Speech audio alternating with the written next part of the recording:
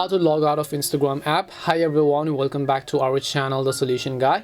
So in this video I will simply guide you through the steps on how you can basically log out of the Instagram app. So make sure to watch the video till the end.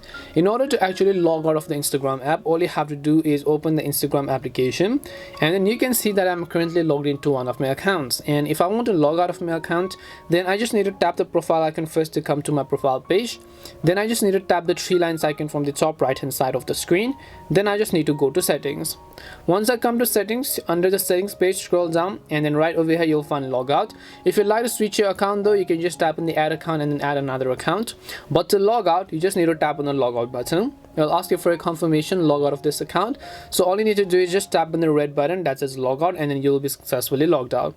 This is how you can log out of Instagram. We hope the video was really helpful, and if it did help you, make sure to leave a like and subscribe to the channel. If you have got any more questions, feel free to leave them down in the comment section. Thank you very much for watching till the end of this tutorial, and see you in the next video.